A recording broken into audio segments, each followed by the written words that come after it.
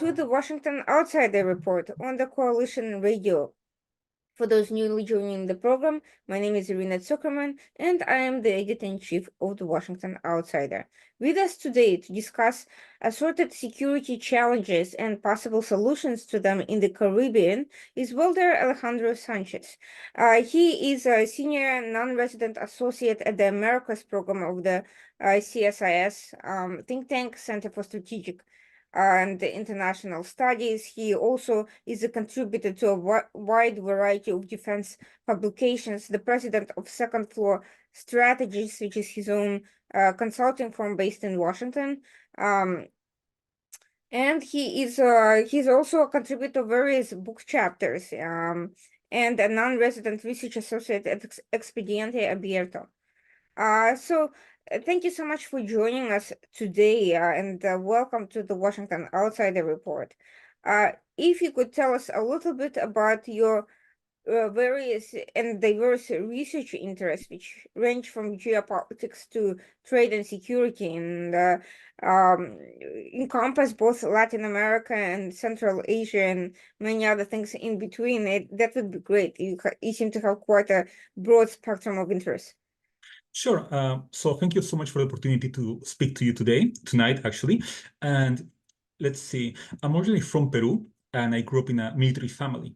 So my interest on defense and security issues has been with me since I was a child. So I'm lucky enough to work on a field I'm always been passionate about, which is defense and security issues, military issues, and how they affect and the link between them and geopolitical issues, both across Latin America and worldwide. So that'll be my major interest, defense and security issues.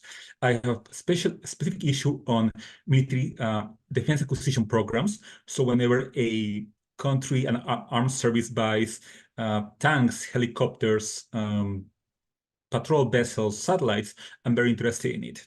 And because of my work, I cover different parts of regions for different clients, and also let's put it like that. For example, for defense news and analysis companies like Jane's, Shepard Media, Breaking Defense, the Center for International Maritime Security, I focus on everything that has to do with Latin America and the Caribbean. So anything between from Mexico to the tip of Argentina, that's 33 countries, plus obviously the United Nations, the United States military's relations with Latin America and the Caribbean, as well as the role of the relationship between extra hemispheric actors, anything from Russia, China to France and the United Kingdom, with Latin America and the Caribbean. That's my main focus. And then I have slowly expanded over the years to other countries and parts of the world which I don't think get sufficient attention, like let's say from Washington or Brussels, or other global powers. I've been working on Moldovan affairs, defense and foreign policy for around 15 years. I think I started in 2008, 2009.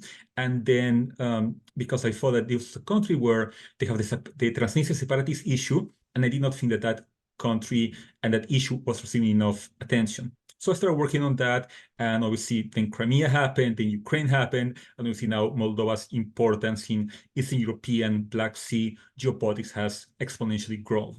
And the other country that I work in, I do a little bit of work again on Central Asia, especially in Kazakhstan. And it was the same thing. I started working on Kazakhstan because I was very interested when I learned about their participation for the first time, it was around 4 or 5 years ago. Actually, it was 2018 in a United Nations peacekeeping operation, UNIFIL, which is in Lebanon. It was the first time that the Kazakhs had sent, I think, around 120 peacekeepers. And I come from, again, because of my background, in my long-time interest in military affairs across Latin America, which includes the role of Latin American militaries in peacekeeping operations, I was very interested that Kazakhstan was sending peacekeepers for the first time abroad.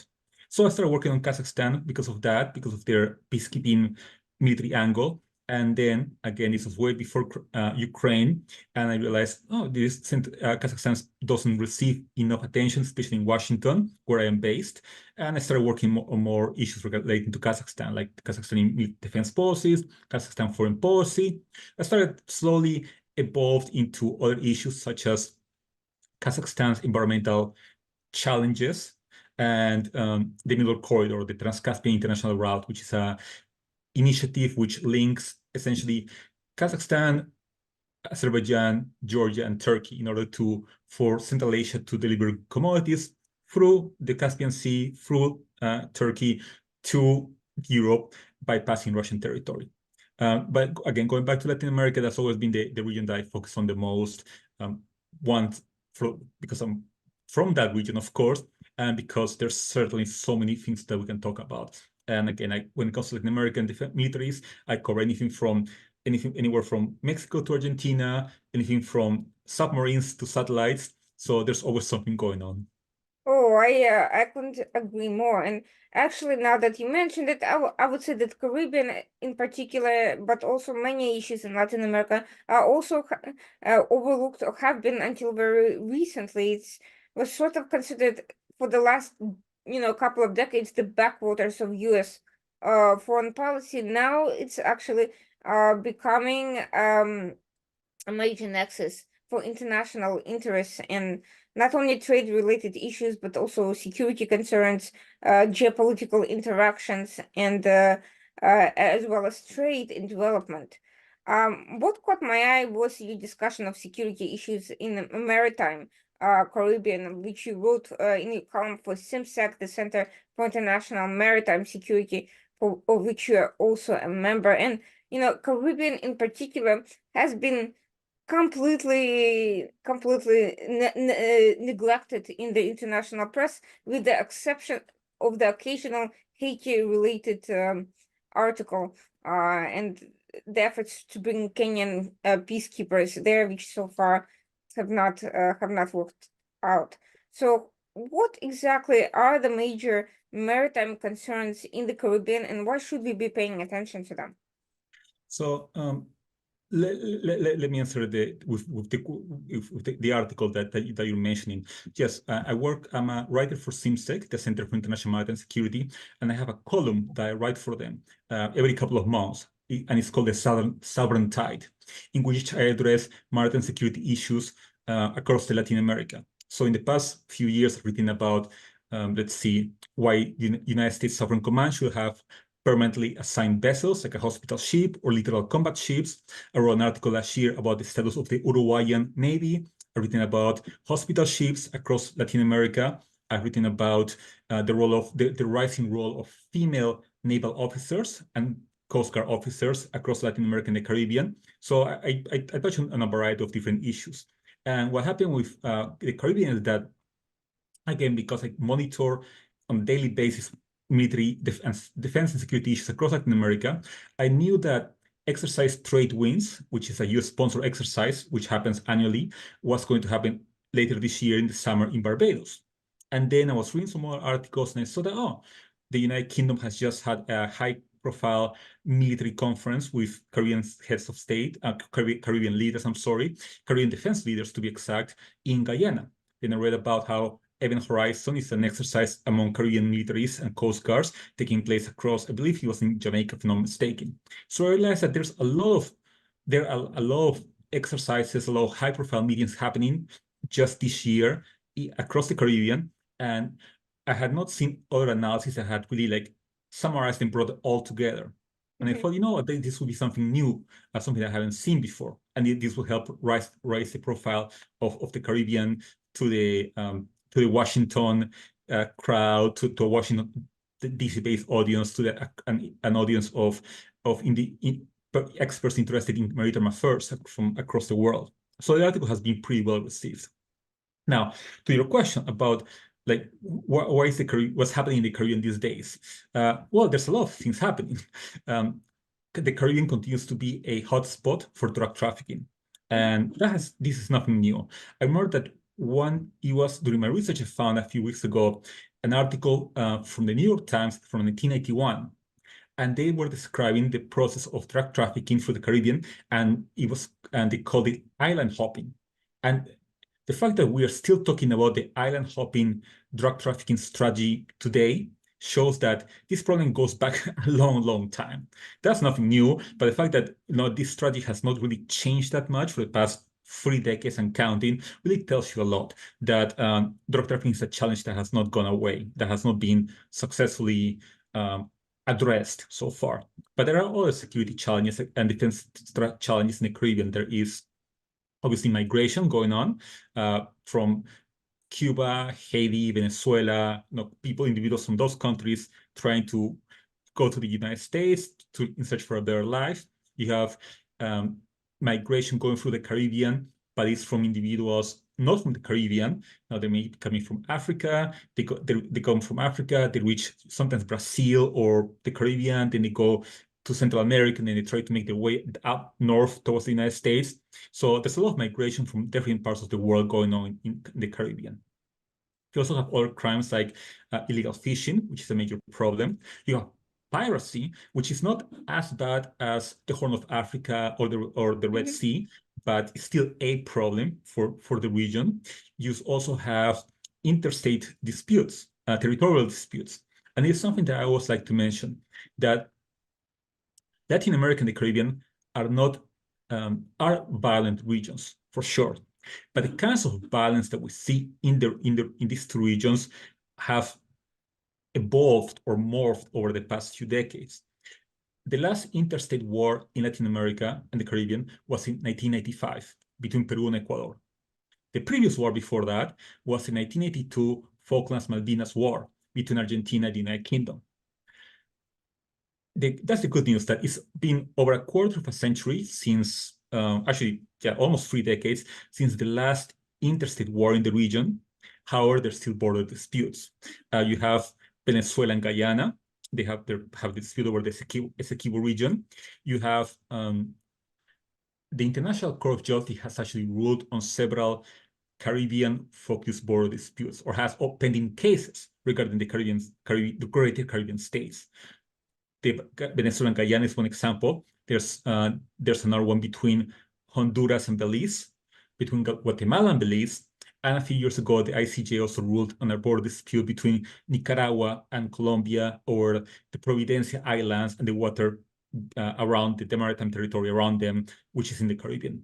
So there's a lot going on, like drug trafficking, human smuggling, of course, some piracy, especially between Guyana and Suriname, border disputes, there's weapons smuggling as well. So there's quite a lot happening. And moreover, and I apologize for the long answer, but there's a lot that needs to be mentioned, are challenges that are not defense and security in nature. And by that mean are natural disasters. So in Latin America and the Caribbean, whenever there's a natural disaster or even a man-made disaster, defense forces, militaries are the front line, essentially the first responders, alongside obviously some civilian agencies. When it comes to the Caribbean, one problem that happens every year are hurricane seasons that happens during the late summer months. And they have already hit several, not pretty much all Caribbean islands, Central American countries as well, not to mention Florida, in the United States. You have ETA and IOTA in 2020. Irma, I think it was in 2019 or 2017. So we know that they happen, and they're going to continue happening. And something that I mentioned in the article for SIMSTEC is that recently the scientific community has suggested that hurricanes should have a category 6 because climate change is going to make them even more destructive. And we can just expect that a category 6 to happen eventually, if not already, to occur in the Caribbean. That's a major problem. And finally, there are other natural disasters like earthquakes. There was a major one that hit Haiti in 2010, if I'm not mistaken. That was quite devastating. So unfortunately, the Caribbean suffers from several natural disasters.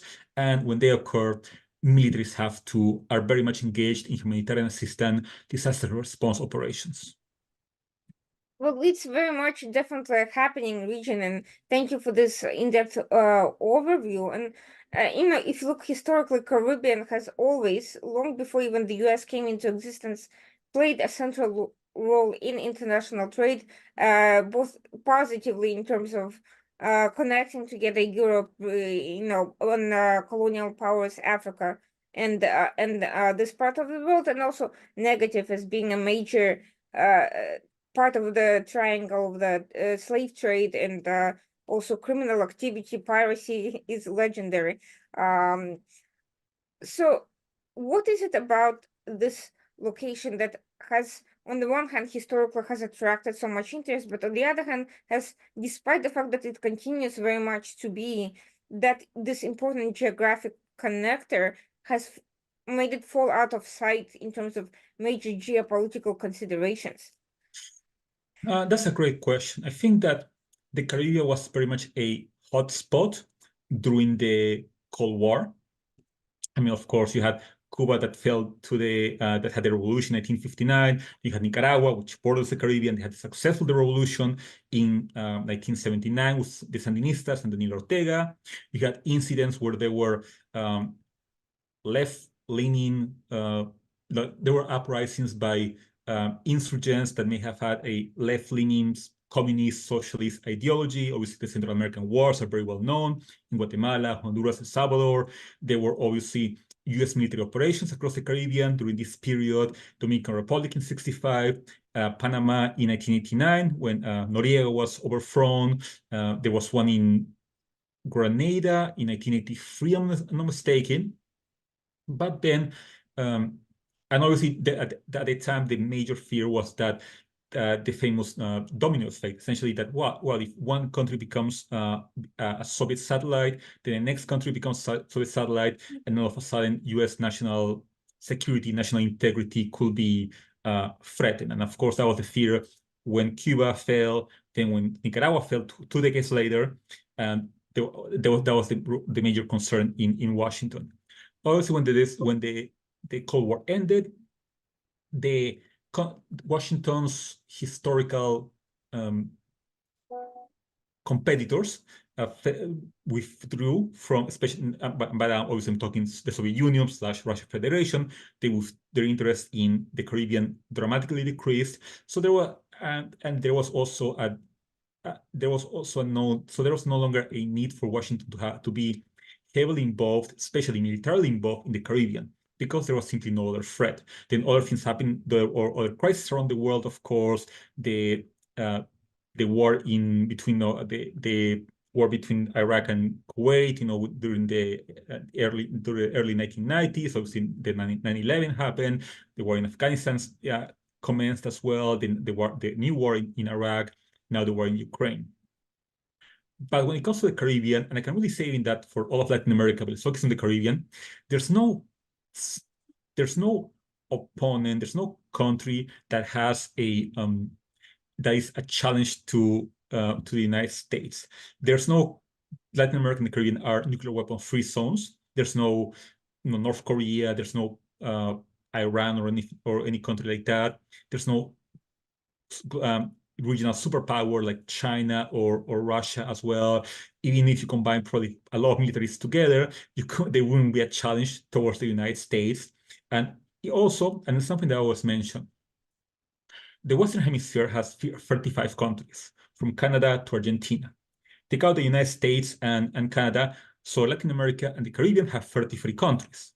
Out of the 33 countries that are left, the vast majority have Washington-friendly governments. The only exceptions really are Cuba, Nicaragua, Venezuela, Bolivia, and we may have to add to the list El Salvador now, because President Bukele was recently reelected, is becoming much more friendly towards China and very critical of Washington. So the vast majority of Caribbean states, not only are they military weak, so they don't present a challenge towards the United States, but also the governments are friendly. They say we want U.S. investment, we want U.S. trade, we want to have trade agreements and the sort, and cooperation agreements, development agreements. We want USAID to come here. So there's no reason for the United States to be really focused on the Caribbean as a strategic region that is a threat.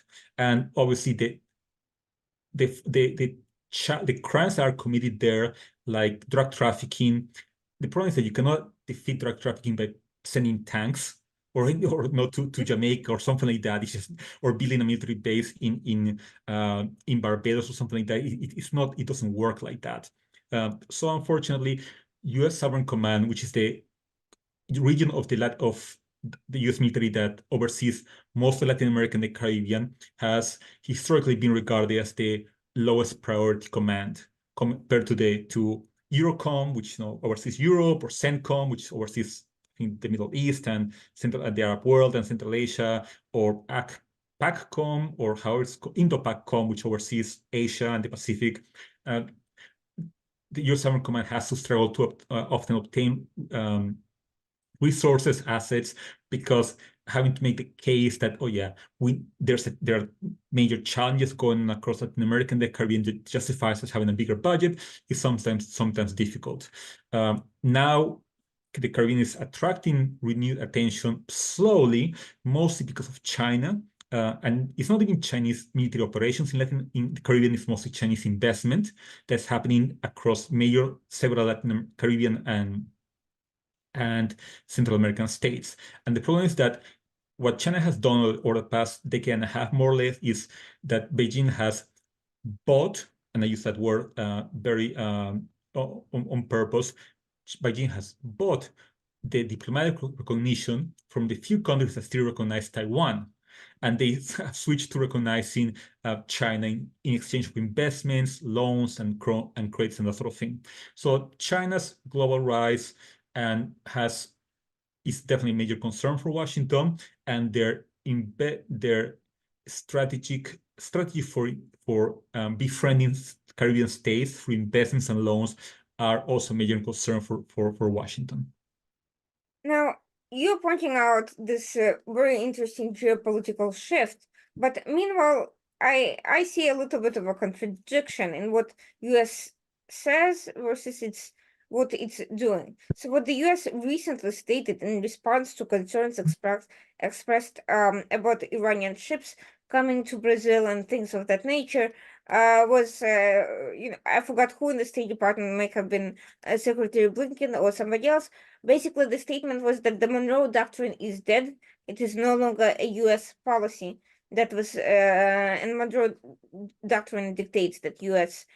Takes all necessary measures to protect from foreign threats in its neighborhood, the Latin America, Western Hemisphere in general. But on the other hand, you, at the very start of this conversation, pointed out to the proliferation of military exercises in the Caribbean. How do you explain this this conundrum? What exactly are they preparing for if the Monroe Doctrine is officially retired? I mean, definitely. The Monroe Doctrine has historically been very unpopular in Latin America and the Caribbean because it just implies that somehow the region is like a servant of Washington, and obviously nobody wants to be think of themselves or be perceived as servants of somebody else. Definitely, and obviously there's always been a bit of a contradiction when it comes to the Monroe Doctrine, especially during the Cold War and nowadays, because it's not that Washington, because if we go back, if we follow the word of the Monroe Doctrine, then Washington should be against the presence of militaries from the United Kingdom, France, and the Netherlands, which are the free European countries which have overseas territories across the Caribbean, which have a military presence there. But obviously, that's not really the problem. The problem for Washington is obviously when countries that are its competitors, like Iran, Russia, and China, are militarily present in the Caribbean and the rest of the Western Hemisphere. So there's always been a bit of a contradiction. The thing is that, like I mentioned also previously, most Latin American countries and Caribbean countries want to have cordial relations with the United States. They welcome U.S. military activities. They want military assistance, the donation of aircraft, patrol vessels, military exercises. The militaries from the Caribbean, Latin America, they love coming to the United States to train, whether it's at the National Defense University, the Inter-American Defense College, the Inter-American Defense Board, or any other institutions that military institutions that you can find across the United States. They love having this type of close relationships. So I understand the contradiction, but at the same time, when I read the statements from Caribbean militaries, when I interview or I hear Caribbean leaders, civilian leaders talk, they're perfectly fine with that. They say we love the cooperation that we have with the United States. We want the relation. We love the relationship that we have with the United States. We just want to be treated as equals. So let's forget about the moral doctrine. We just want to be treated as equals, and we want to have a close relationship. I will say that me being in Washington, I go regularly to different meetings and conferences where there are officials or delegations from several Latin American and Caribbean states that come to Washington. They try to go to the White House, the State Department, USAID, Department of Treasury, Department of Commerce, the U.S. Chamber of Commerce.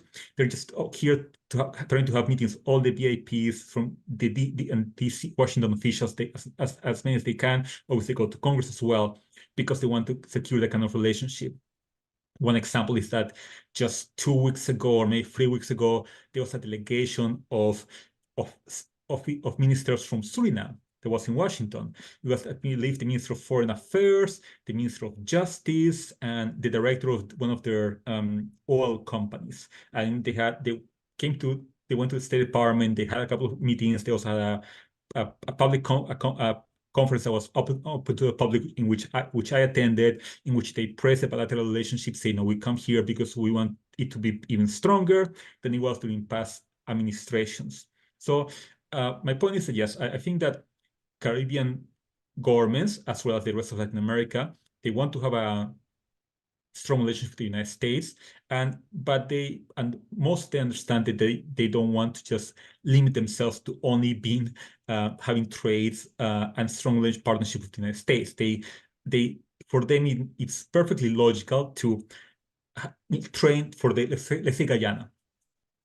For Guyana, for Georgetown, it makes perfectly sense that the Guyana Defense Force is going to buy a patrol vessel from Metal Shark, which is a U.S.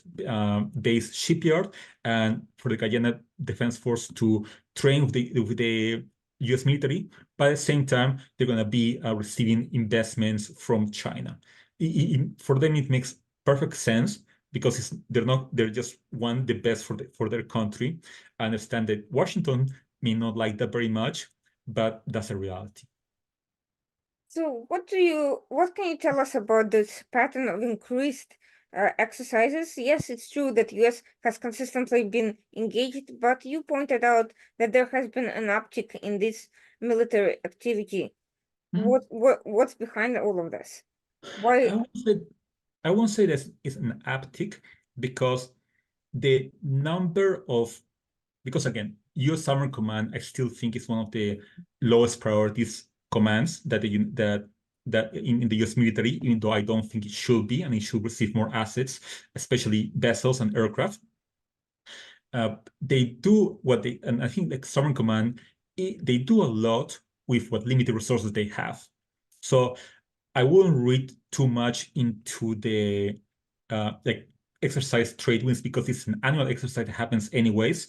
I wouldn't say that it's an uptick. I would just say that there's a lot going on in the Caribbean these days. And I think that it's just one of the reasons why what I've seen an uptick of are high-level meetings, and has to do a lot more with Venezuela.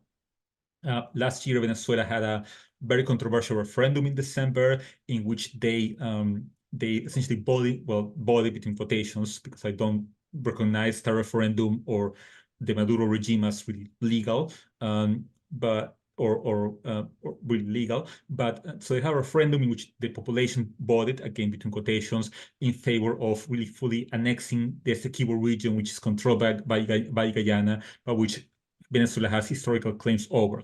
So after that happened, yes, you saw several high-ranking military officials and also civilian leaders go to Guyana. Like I said, you just had the UK Caribbean heads of defense meeting in Georgetown. I just read actually a couple of hours ago that a French delegation recently was just in Guyana a couple of days ago. They also met with the Guyana Defense Force. I believe Army General Laura Richardson, who was the commander of U.S. Southern Command, has also gone to Guyana. Last year, the HMS Trent, which is a British patrol vessel, also went to Guyana.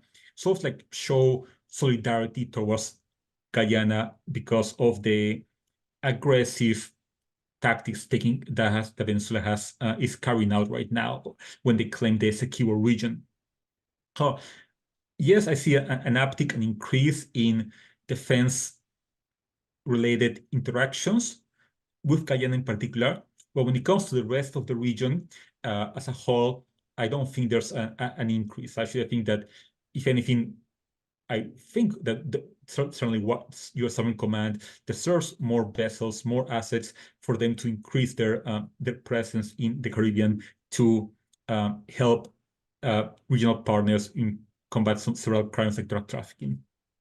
Well, interestingly enough, this drug trafficking that you mentioned has appears to, in addition to the normal sort of activity taking place, there is also more of a geopolitical element, with Hezbollah in particular using the region for its own money laundering and money making schemes. And there's also a potential not so much for big clashes between different state actors, but small wars or small issues related to non-state activity. You have indigenous uprisings. You have issues regarding assorted groups of narco-terrorists establishing their bases in the region, and of course you have intelligence activity and foreign militaries looking to take advantage of this sort of relative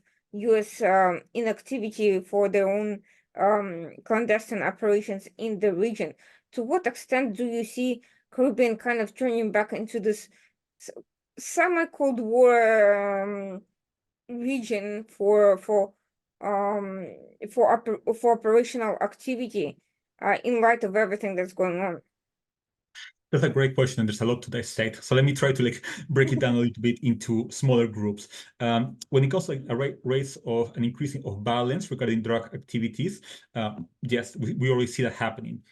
Best example is actually Ecuador, and we're moving away from the Caribbean, but it actually helps the point that prove the point that on the 9th of January, the Ecuadorian government announced a state of emergency. And essentially, because of the start of essentially a war against what these criminal gangs, which the Quito is describing now as terrorist or entities. I don't know if I would call them terrorists myself, but that's how the Quito now describes them. So we see so now as part of Operation Phoenix, the Ecuadorian military has deployed around 21,000, I think 22,000 even troops across the country to crack down on these criminal gangs / terrorist networks. When it comes to the Caribbean, I haven't seen an uptick, an increase in violence per se, but certainly it is a major problem. And for example, when it comes to France, I read an article from, I think it was France 24 or maybe Le Monde, that up to 20% or maybe 25% of cocaine that you can find in France, in mainland France, comes from French Guiana, which is the little French overseas territory, which is right at the tip of South America, like next to Suriname, north of Venezuela, north of Brazil, I'm sorry. So apparently up to a quarter of the cocaine that you find in mainland France comes from that little bit of overseas territory, and every day you have in the mules or couriers, drug mules that are trying to that find ways of bringing drugs to France. So that's obviously a big problem. And there have been certainly plenty of reports about an increase in drug trafficking in the Caribbean. And the problem is that even some high-level officials are involved in it. I think it was in 2022, if I'm not mistaken, that I'm not exaggerating on this, that the prime ministers of the U.S. Virgin Islands, if I'm not mistaken, was arrested in Miami and he's accused of being involved in corruption and drug smuggling. So I believe his trial was supposed to begin last year. Now it has been postponed. I think I read about that in January. But you can see that drug trafficking affects all levels of of a government across the Caribbean. So and obviously drug trafficking continues to be a very profitable business, and drug traffickers from South America, Venezuela, the cartels of Mexico, in Colombia, and Venezuela as well, they will continue to see utilize the Caribbean as a corridor to move their product either to the United States or to Europe. That's point one. Point two, when it comes to global powers and the Caribbean, I want to push back on that one a little bit, because yes, it's happening, but not as much as people think. Let's look at Russia for a moment. The Russia, before the war in Ukraine started, I believe that Russia was trying to move to increase once again its presence in the Caribbean. For example, they will send ship or a couple of little flotilla of 2 ships maybe to the Caribbean to train with Venezuela, with Nicaragua, with Cuba every couple of years. There was an incident in 2018 in which Russia sent 2 strategic bombers, the Tu-160s, which are capable of carrying nuclear weapons. They flew all the way to Venezuela. They landed there for a couple of days. Then they flew across Colombian airspace back to Russia. But since the war started, the Russian military activity in the Caribbean has dramatically decreased, as far as we can tell from open sources. They did send last year their training vessel, whose name escapes me right now. It went to Cuba, and then it went back to Russia. I don't think they're going to be able to send warships to the Caribbean anytime soon. With that said, yes, every now and then the Kremlin will issue a statement saying that, we are, since Washington is pushing in our sphere of influence, Eastern Europe, Ukraine, Moldova, that area, then we should be doing the same. We should be increasing our influence in our military presence in the Americas. So every now and then you have a statement by some Russian policymaker that says that we're ready to send missiles to Cuba or nuclear weapons to another country, something like that. Nothing like that has happened yet, but yes, Moscow is, I think, will really like to increase its presence or activities in the Greater Caribbean region among the few allies that it has in the region, namely Venezuela, Nicaragua, and Cuba, to somehow show to Washington that Russia should not be messed with or pushed around. Finally, when it comes to China's military footprint in Latin America and the Caribbean is actually negligible. Other than we talked a lot about Chinese investment in the region on controlling ports, hotels, and that sort of thing, that sort of infrastructure. When it comes to military sales, they've been, for example, very successful. They have donated in the past non-lethal, and I will stress the word non-lethal, military technology to Guyana, Jamaica, Barbados. We're talking about trucks, electricity generators, portable electricity generators, tractors, ambulances, small little patrol vessels for coastal operations. They've done over the past decade, but when it comes to actually selling heavy military equipment, it really hasn't happened. What China, I think, is trying to do is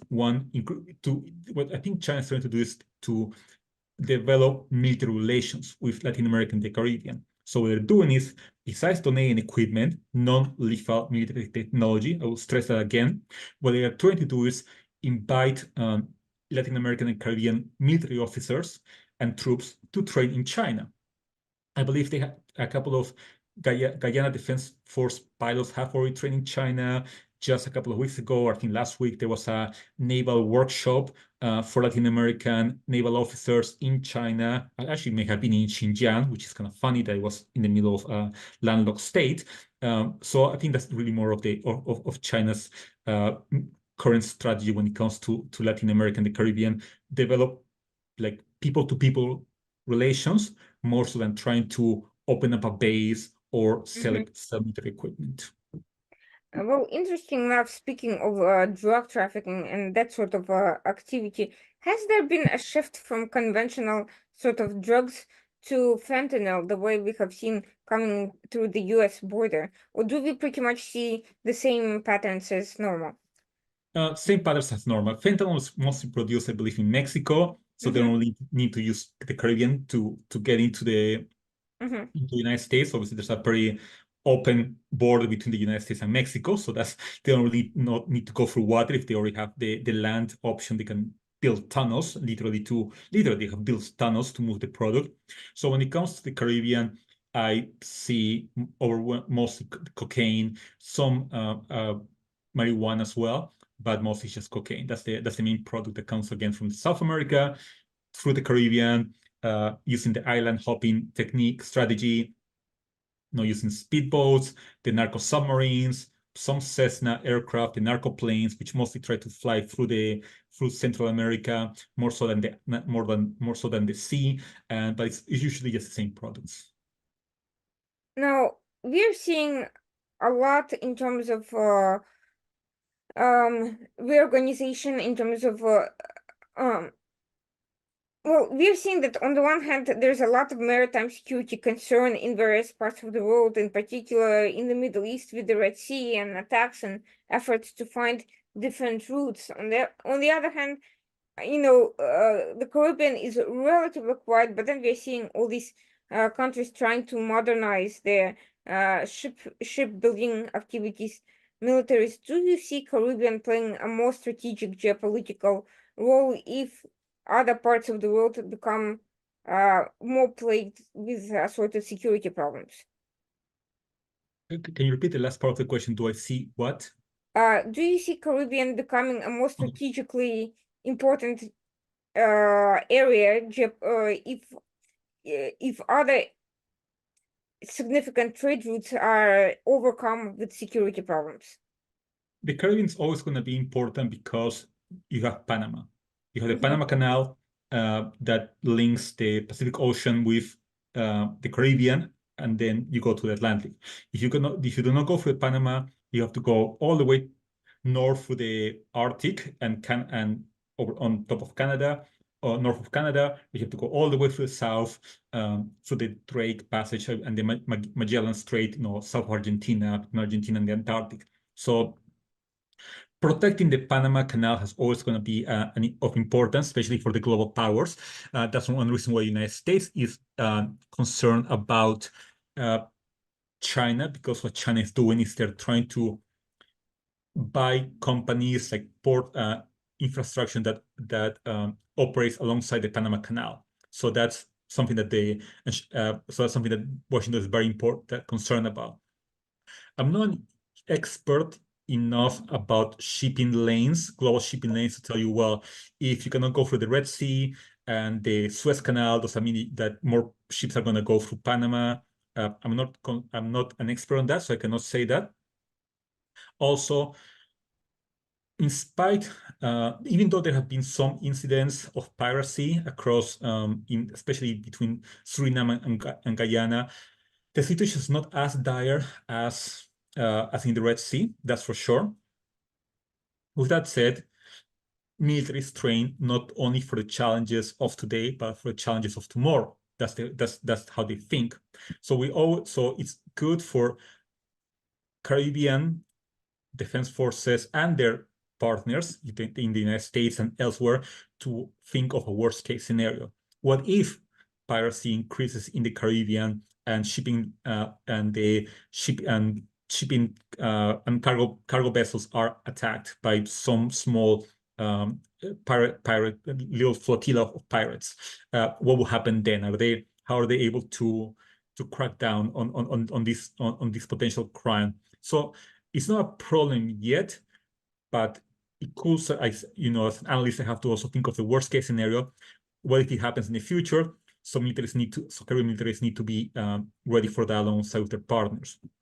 And while at the same time, I am glad that there are several countries across the Caribbean islands and Guyana that are acquiring new equipment. Guyana has bought, like I mentioned before, has bought a patrol vessel from the US based shipyard Metal Shark. The Bahamas has bought the Royal Bahamas Defense Force has acquired some interceptor craft from safe boats. The Jamaica Defense Force is buying new patrol vessels as well. I believe the Royal Bahamas Defense Force bought a couple of years ago a fleet of drones, of UAVs. The U.S. Army Command has helped revamp, repair, modernize the interceptor craft and coastal patrol vessels of countries like Antigua and Barbuda. So that's obviously very important. So while I see some what I see, while what I see makes me hopeful, at the same time, it's a pretty big sea. And the fleets that they have, while they're doing these countries, I think the defense forces are really doing the best with what they have, is simply not enough. You need more assets in the air, you need more transport aircraft, you need more drones to properly patrol the maritime waters. You need more interceptor craft and patrol vessels. You need patrol vessels that are not just that are capable of carrying a helicopter, because that increases your over the horizon capabilities for surveillance operations and interception operations, and that's just not happening yet. Like I mentioned, Guyana again, they bought a patrol vessel, a very modern patrol vessel, brand new. It has been built, from scratch by Metal Shark, but they've only bought one vessel, and you need many more to probably patrol Guyana's maritime territory and exclusive economic zones, especially given the threat you have with next door Venezuela. And so that's not happening yet.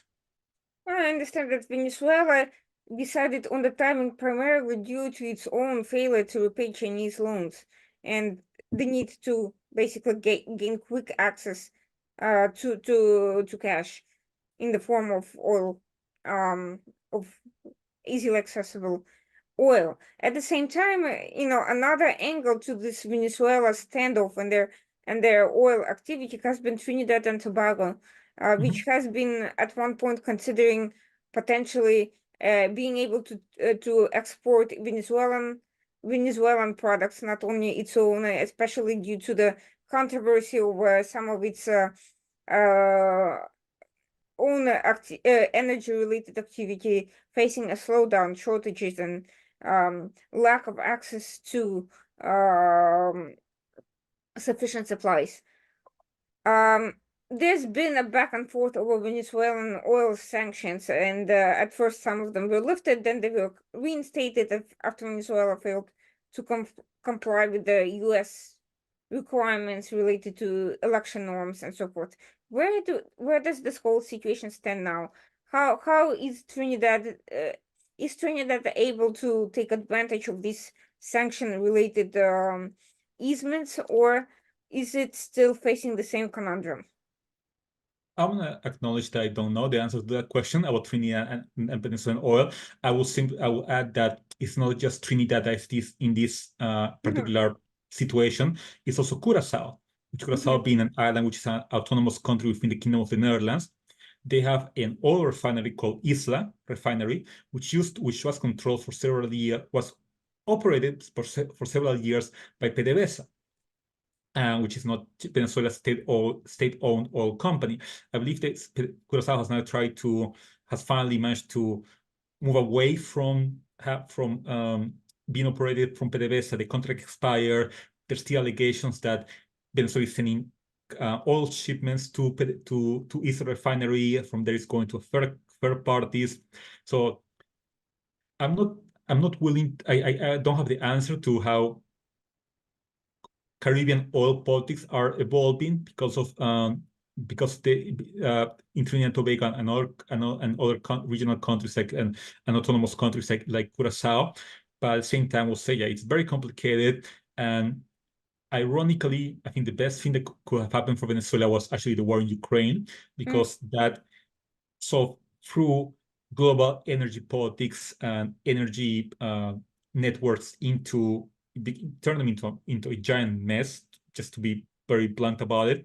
And really, that's the primary reason why the United States has revisited the sanctions, trying to figure out where some of them can be eased because they want to ensure that they have a constant supply of oil, since the Russian market, is shutting down because of the war, as we all know. So where is that gonna lead?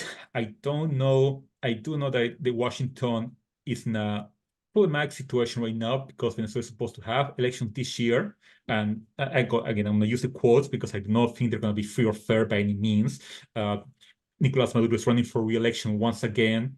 The primary contender, Maria Corina Machado, if I'm not mistaken with her last name, she is a opposition candidate. Maduro has already said that the Venezuelan government has said that she cannot run for whatever bogus reason. So even though I think Corina is, certainly popular enough that she could get the majority of votes, she's certainly not going to be allowed to win. These elections are going to be a farce, and they're going to be, and Maduro is going to remain in power. And the thing is, like, how will Washington react? Will Washington continue easing oil sanctions, even though democracy is one gigantic farce in Venezuela? Or will they say, you know what, we cannot do this. We cannot just keep on trading oil for democracy? And will they be reimposed after the elections, so-called elections, occur? So that's something that's an issue to monitor. Meanwhile, US has tried to offset some of these foreign actor-related challenges with economic policies. In the Northern Triangle countries, this administration has tried to, or at least vocalized a policy of attracting private capital, private investments. I don't know how much success that has actually had. I've heard very mixed reviews from that region. Has anything like that been also attempted in the Caribbean to stimulate development of these countries and make them more resistant to criminal activities such as drug trafficking as well as foreign meddling? I think the basic answer is no. There is a constant level of engagement between Washington and its Caribbean allies and partners, for sure. I just mentioned a Surinamese delegation that came to town like 2 weeks ago. President Ali of Guyana came to DC, I want to say last year. And I think it was last year because I went to an event and I actually even asked him a question about the GDF.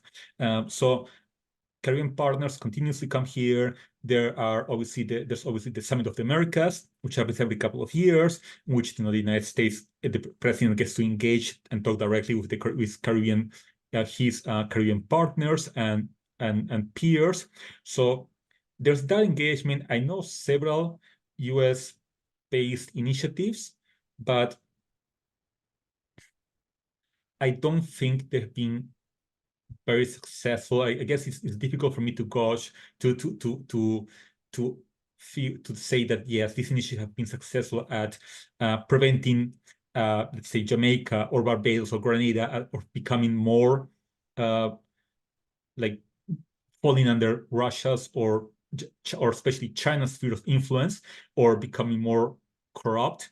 I don't think I can answer that question. I will say that Chinese investment in the Caribbean has slowed down, but that doesn't have to do much with U.S. involvement in the Caribbean as much as the Chinese economy has stagnated. So I think that's why they're revisiting a lot of their investment projects. So, and when it comes to the Caribbean, when I monitor what happening in these islands, it's not that things are getting worse, but I don't think they're getting dramatically better. It seems to be just a little bit stagnant, like they're just kind of at a standstill. Their investment projects coming in every now and then. Things are getting built or modernized, but it's not like a dramatic shift or anything like that. No, I cannot think of a Caribbean islands that's really doing that huge jump forward in terms of development, especially thanks to the United States. At the same time, let's take a bird's eye view of the region. We've talked about, what US is lacking in terms of regional military capacity. We've talked about the shortcomings of the local navies and militaries. What if we're looking at it from the point of view of adversarial interests, be they state or non-state actors? What are some of the blatant vulnerabilities with in terms of choke points and literals, or in terms of any preparations and resources that could be used for a strategic move against either U.S. interests or just destabilization in the region in general? I think that geography matters to begin with. So I cannot see like the Chinese military not trying to like invade Jamaica or Russia trying to invade Grenada. Like the geography just wouldn't occur. Worst case scenario is what has already happened in the past couple of decades, which is that governments are democratically elected to power across Caribbean islands, and let's say Belize and Guyana and Suriname, and their policy and the leaders decide to have a very aggressive attitude towards Washington, and they prefer to be friendlier towards Moscow or Beijing or even like Tehran. Obviously, you have already 4 countries: Cuba, Nicaragua, Venezuela, and Bolivia. Obviously, when he had President Lula da Silva, who was when he was recently re-elected in Brazil, there was a concern that, oh, is he gonna shun away from the United States and join and increase relations with the BRICS countries? Is he gonna increase relations with Russia and China? Funny thing, the former president of Brazil, Dilma Rousseff, she has been elected, I think, the first ever director general of the BRICS Development Bank or something like that was inaugurated last year in Beijing. You obviously had President Andrés López Obrador, whose 6 year in powers are about to come to an end. Obviously, he has a bit of has had a cold, frosty relationship with Washington. It was feared that would dramatically that López Obrador would somehow approach Russia or China. He didn't really do that too much, and bilateral relations, especially at the commercial level, remains generally the same. But I think that's really the worst case, a major fear for Washington.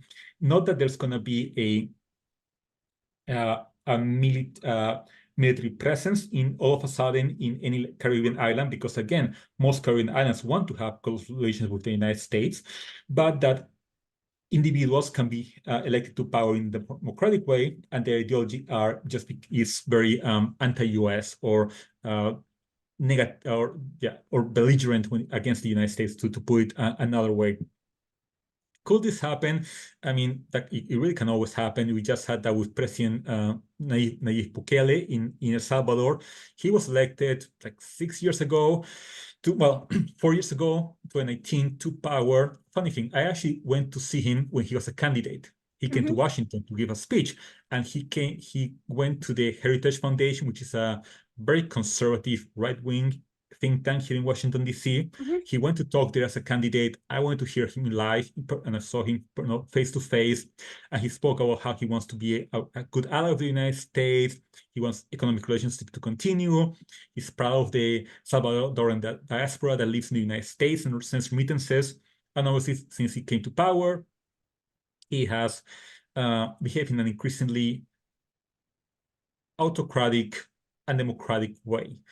He's still very popular, but my understanding that he's had some clashes, in particular with the Biden administration, over various internal matters, and one can argue about the legitimacy of those things, but regardless, the direction has pushed him away from the US and to China.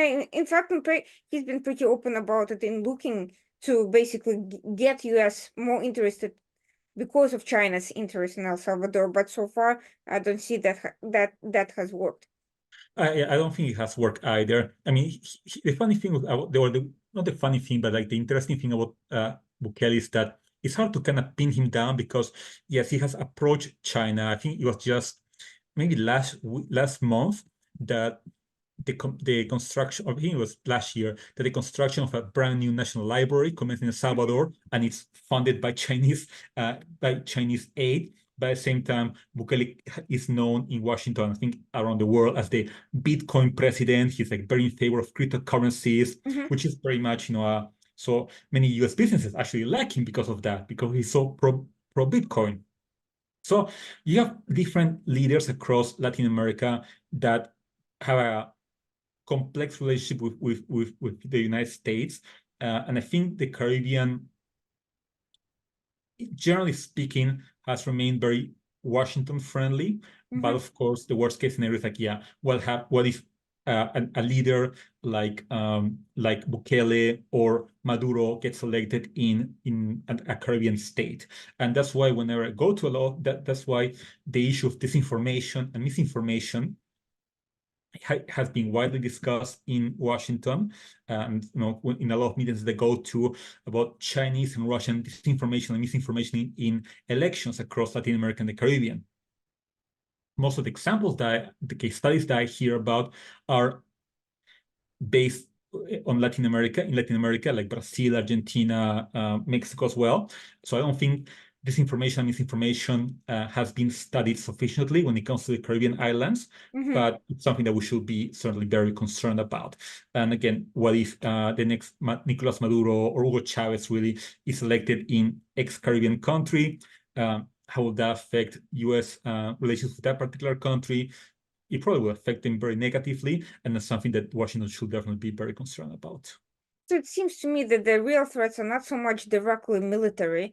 We're not talking about necessarily, an invasion from, Iranian flotilla or something like that.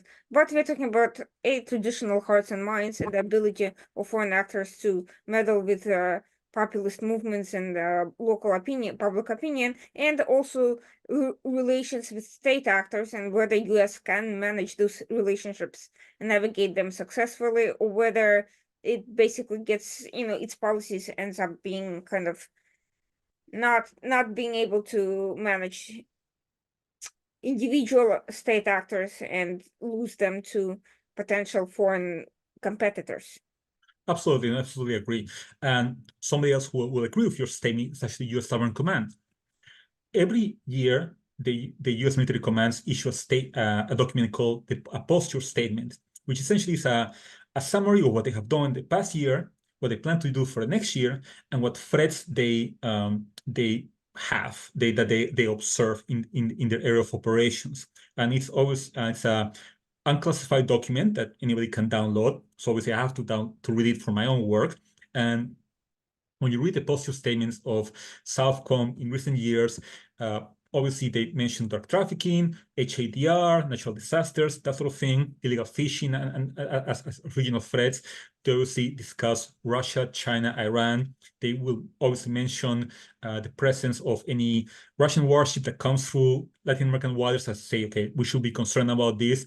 But the sections that really always get the most, the document constantly focuses on as the assistance that the United States armed forces, U.S. military, the U.S. Southcom and its relevant agencies and partner agencies do in Latin America to win the hearts and minds. For example, something that's often mentioned is the Comfort, which is a U.S. Navy hospital ship. It's often assigned, or occasionally assigned, I will say, to U.S. Southcom. So they will do a little tour. They will go sometimes through several Caribbean islands, Dominican Republic, Guyana, Belize, Guatemala, Jamaica, several, 6 or 7 of them per mission. They will provide free healthcare to local communities. And that's the Southcom says, look, this is an example of us doing something very basic, very cheap, just fixing somebody's teeth or performing some kind of surgery on them for free. That's going to make them the local population like the United States more. So let's invest on that. Another example are something called the U.S. National Guard's State Partnership Program, via which each National Guard from each U.S. state partners with an international the military of an international a country around the world. And this has been going on since 1993. For example, Moldova, the military of Moldova, since I work in Moldova, and the North Carolina National Guard team up. When it comes to Latin America, it's I think Jamaica and the Washington D.C. National Guard have teamed up for around 30 years, more or less. I believe Florida and Guyana are the ones that team up as well. Belize and the Louisiana National Guard team up as well.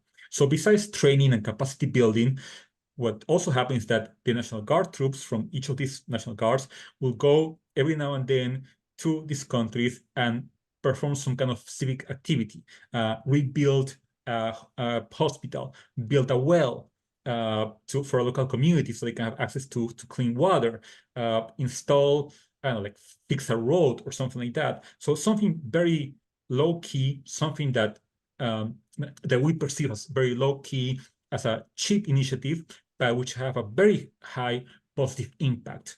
So it's like a low cost, high achievement, high results type of an operation. So I think that's something that the U.S.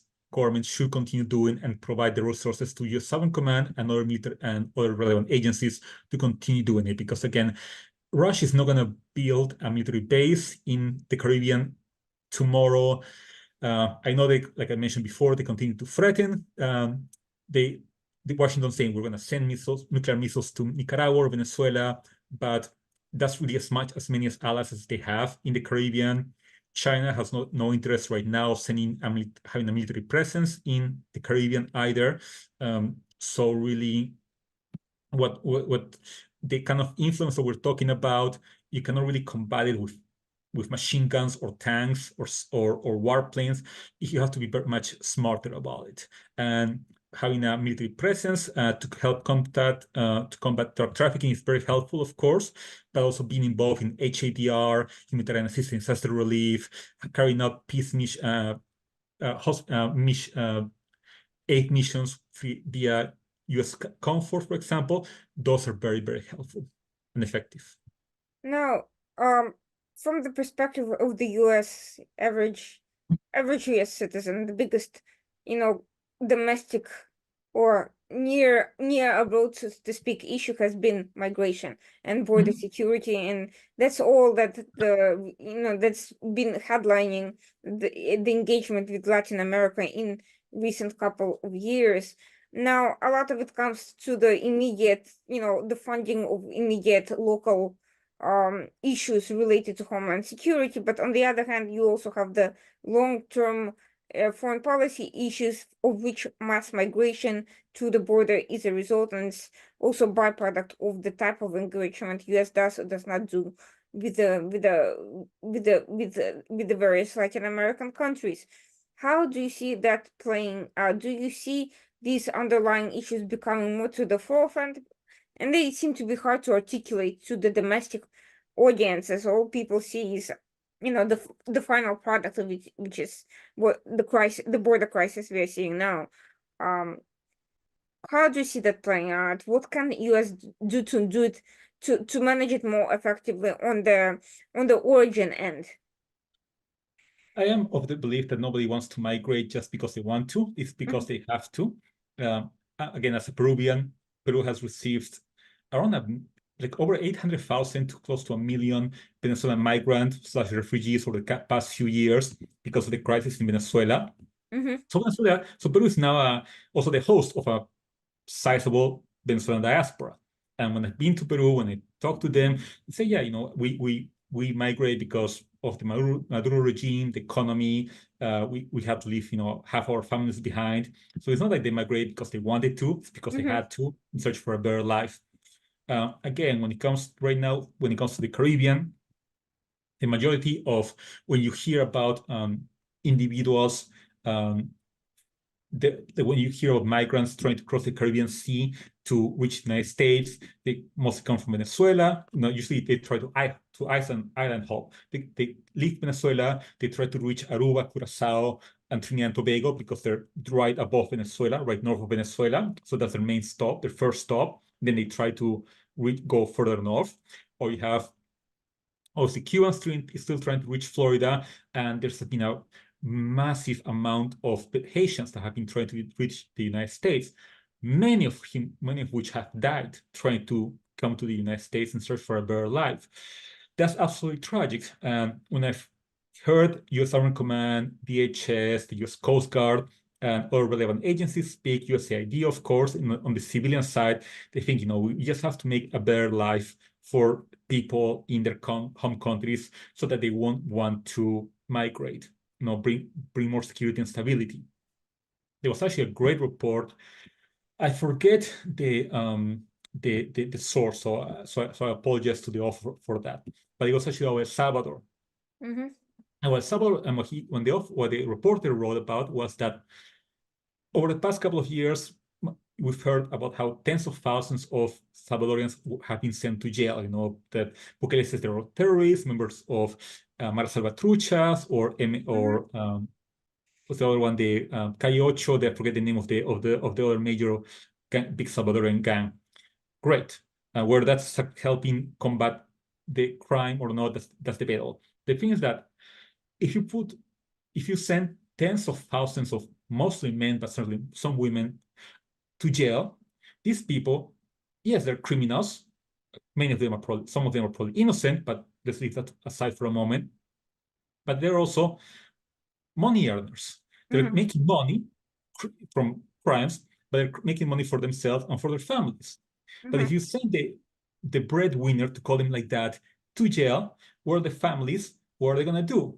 Usually, you have a wife and kids and that's what the report was talking about. How many families are now suffering because Bukele is not spending enough money on social security and providing free subsidies for agricultural workers, farmers and the sort, and that their relatives have been sent to jail, accused of being involved in crimes. Whether that's true or not, that's debatable. Well, now these people don't have any choice. They can either work the land, starve if they don't get enough subsidies, and if there's now a drought, they can migrate to a bigger city like the capital and search and try to look for a better job there and a better life, or they can migrate to the United States.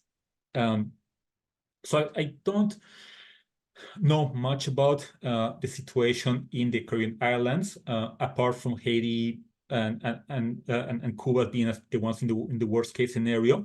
I don't think there's an exodus of individuals from Jamaica or Dominican Republic or Grenada trying to resettle life crossing the Caribbean Sea.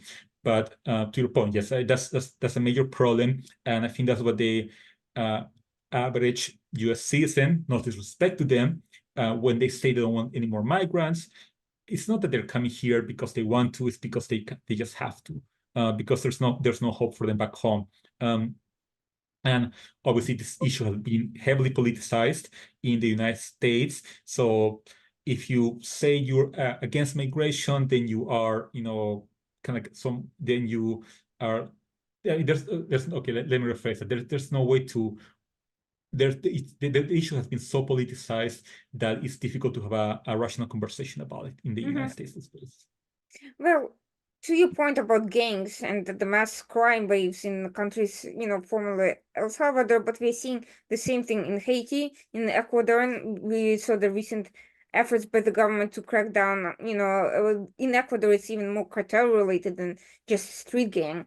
Really, in Honduras and also Guatemala has had the same issue to a lesser extent. All these countries are going to be facing the same sort of dilemma. If there's going to be a serious effort to combat these gangs, the bottom line is there's also going to be a dilemma of what to do with the rest of the population affected by the arrested gang members afterwards. And this is where I see US having an opportunity to engage, but I don't really see that happening. I see there's a lot of declarations about democracy, not a lot of practical structural support to these countries to provide any sort of redirection for the population affected by these problems. So what do you think can be done in order to create some sort of a cohesive framework for engagement?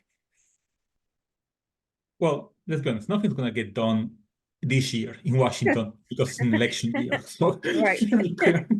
any kind of initiative that we can say that the Biden administration should install right now, it could be shut down in 9 months' time if another person comes into power.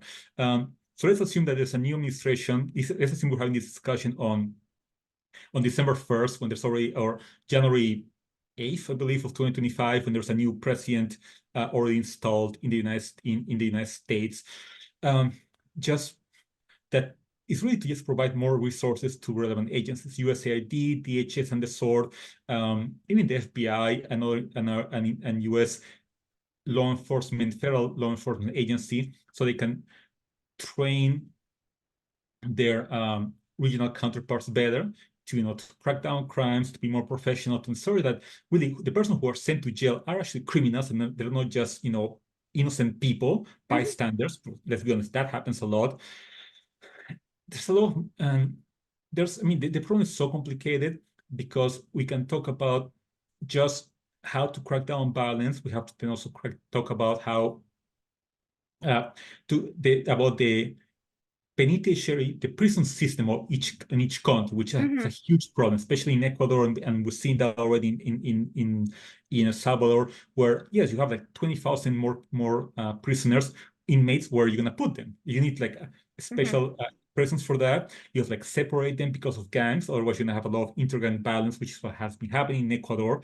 And building prisons, building the infrastructure, hiring the correction officers, making sure that these correction officers are well trained and well supplied. It all costs money, and obviously providing food to thousands of prisoners on a daily basis because it's a human right. It all costs money.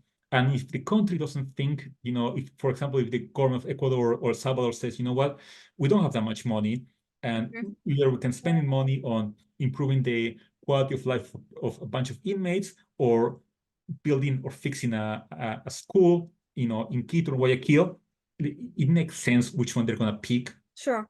Or which one they're going to choose. So unfortunately, maybe it's a very simplistic answer, but it also comes down to money. None of these countries are rich. None of them have the budgets of the United States, that numbers in the trillions of dollars. So they have to do what they can. I mean, you can talk about, yes, it can, leaving aside the United States, the World Bank, the IMF, the Inter-American Development Bank, or relevant financial institutions can provide credits with very minimal interest rates, destined to improve, let's say, the quality of the prison system of any of these countries. They can provide more funds to better supply the law enforcement agencies of these countries, so that one of the major problems also that we haven't talked about is that, especially for Latin America and also like the Caribbean, like in Jamaica a little bit, is that militaries are deployed internally to combat these criminal gangs because law enforcement agencies cannot do it on their own, don't have the number of personnel, the equipment to do it on their own. So they need the military to be deployed internally, and that's a huge controversial, a very big controversial issue dating back decades and decades and decades. So I would say provide funds to revamp and modernize prison systems, provide funds to expand and professionalize law enforcement agencies so they don't have to depend so much on militaries. I think those would be the two key issues to start with. I can mention many more, but I think those are the two ones I will begin with. Well, basically, it all comes down to where US can spend its money most effectively, and it can do so either by engaging with its Caribbean and Latin American neighbors, or it can deal with the border crisis. So it seems to me that we have already seen what happens when we refuse to deal with the problem on its outset. It comes to the door. I think now we should be having these more clear discussions about reorienting towards a more effective use. I think humanitarian aid, financial assistance, has become somewhat of a tainted word in Washington circles, because so much of it has been given in a way that's been politically controversial among administrations, or simply mismanaged by the parties who are getting it. But some sort of a economic engagement framework that allows some sort of a more effective financial influence, and in a way that promotes US interests and the values it seeks to and solves the problems that are clearly identified. That is something I think that should be discussed more openly, but it really isn't. we seem to have stagnated at the issue of just very local prevention thing, as opposed to incentivizing people to go back there to their countries and promising them some sort of a better foundation. Yeah, I would Is there essentially any say, way to get past this roadblock? Because at this point, I don't really see either party really looking at that scenario. I see this entire discussion just focusing on very, very local and immediate concerns. yeah, I don't think it's going to get any better. And how can I answer this question?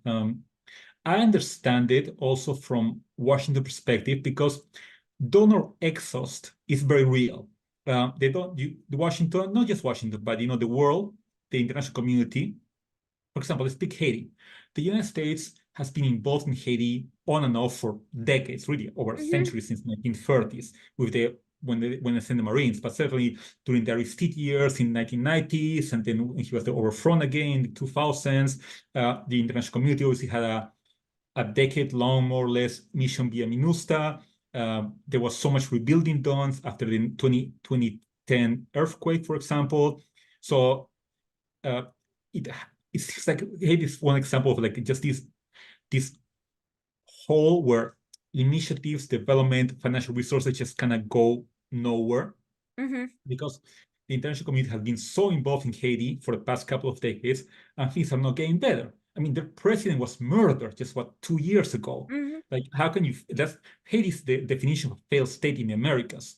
So I understand that when you have this kind of like examples where things just not work, I understand why, as a donor, not just Washington, but also the World Bank, the Inter-American Development Bank, any really financial institution, even European donors as well, they can say, why do we keep doing this? Why do we continue to send either our troops or our law enforcement agencies or our or just funds if the situation is not getting any better? I believe that was even an example that happened in Curacao a couple of years ago, where Curacao, being a member of, again, a part of the Kingdom of the Netherlands, the Netherlands said, we're gonna stop providing development money to Curacao because we think it's being mismanaged. So there was a huge scandal between the two, between Curacao and the Netherlands because of it. So I understand why that's happening.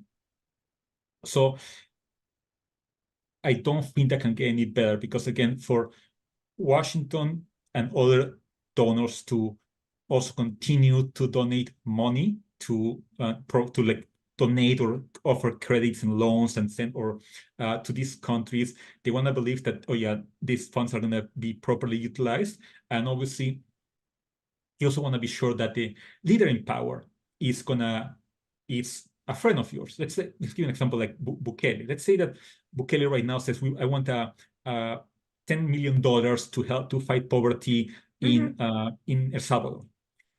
Well, given his democratic record so far, given his statements, given the way he's behaving when it comes to like China, will the United States or European countries say, yeah, we're going to give like all the money you want, even though your attitude's been kind of belligerent towards us?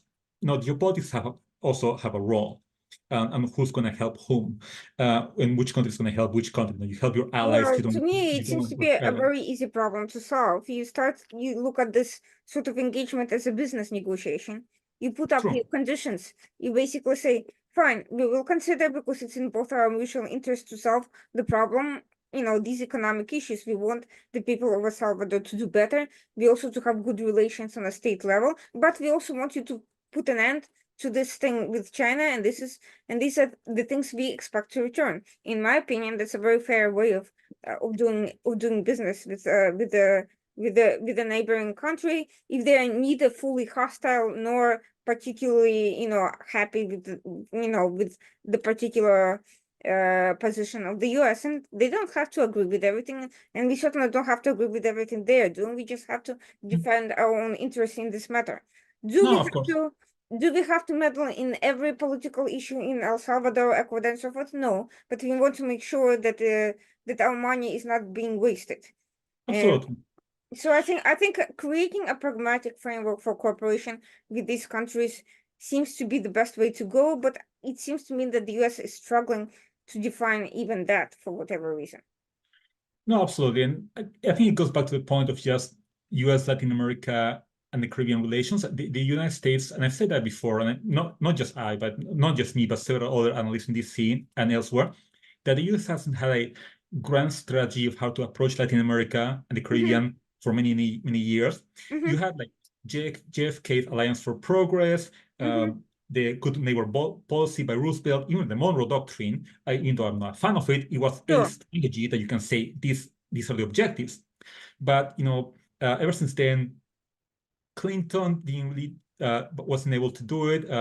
Bush not neither. Obama tried a little bit to engage, especially with Brazil, but not more than that. Certainly, Trump was not interested. He saw everything through the eyes of migration. So Hmm. what you see is that Washington focusing on specific countries. When they don't have Washington hasn't had really any strategy to engage for all Hmm. Latin America. They engage Brazil, Colombia, Mexico, and they see Venezuela as a threat, as well as Cuba and Nicaragua. That's kind of like about it. And that's not enough, especially for, again, going back to the topic that we have been discussing here, which is the Hmm. Caribbean. Other than uh, Cuba and Venezuela for all the negative reasons, Hmm. other Caribbean islands, the Caribbean island states, plus Belize and Guyana, have not received sufficient attention. Guyana has received attention only because of the referendum with Venezuela, not really because of any other reason. Other countries that have close relations with the United States, they do not get the attention I think that they deserve. They will get occasional visits by some medium-ranking official, but it's not certainly enough. And I would love to see. I think that I do believe that Biden should try to meet at least once with all the Caribbean heads of state in a Hmm. summit, at the summit level before he leaves power. If he Assuming he doesn't get reelected in November, but we'll see. That definitely that U.S. Washington's at some point Washington's going to have to like develop a grand strategy towards Latin America, like it did before, just because the way it's conducting business right now is not enough, and that's Hmm. something that countries like especially China are profiting from. It's funny enough. I've talked to various people with very different points of view on Latin America, but they all ended up saying exactly the same thing. US needs a comprehensive strategy for dealing with its own neighbors. Oh, Um, and that is something that has been a bipartisan failure for many years, and it needs to change because absolutely. otherwise we'll be overwhelmed with short-term problems accumulating and turning into long-term disasters. And that I think is the biggest takeaway. I think that needs to be heard, and I hope more voices, continue pushing that point. We're already facing so many fires. Another one next door is not something we can afford. Absolutely. And like I said, just to finish, I mentioned something that I mentioned at the beginning of the conversation, that most Latin American countries, especially Caribbean countries, want to engage with the United States. They don't have belligerent governments. They don't have like anti-Washington governments. Both the governments and the populations really see the United States as a friend, as an ally, but they just don't receive enough support and attention. And that's a huge tragedy. Well, thank you so much for these insights. I think the more we discuss these points and push them to the forefront, the more we push public awareness past this kind of ideological morass where we find ourselves today, and hopefully towards a kind of more solution-oriented approach and a more engagement and more kind of in-depth understanding, and not just focus on this immediate little thing that we just see missing the forest for the trees, so to speak, which think it is exactly the current approach. And thank you very much for this very interesting information. I think many people have been missing, what is going on in the neighborhood because of all the headlines from abroad. But it's just as important, and I hope things get better, and wiser policies will help make these relationships more constructive for everyone involved. And For everyone watching this program, we were discussing the Caribbean security and other challenges, and as we can see, a lot of them are tied very much to economics and very much to U.S. orientation. And while they do not seem quite dire at the moment, they can be exacerbated and exploited by adversaries, foreign and domestic, if U.S. Stops paying attention. Well, Thank you so much for the time, for the opportunity to discuss this very timely issue, and I hope to to be invited again and to discuss either U.S. Caribbean or U.S. Latin America relations. I would love that. absolutely. I think there's a lot to discuss, and I hope to have a panel on this issue in the near future. And for those joining us, please stay tuned for our next program next Tuesday night at 9 p.m. The Washington Outsider Report. Thank you very much. Thanks for joining. Have a great night.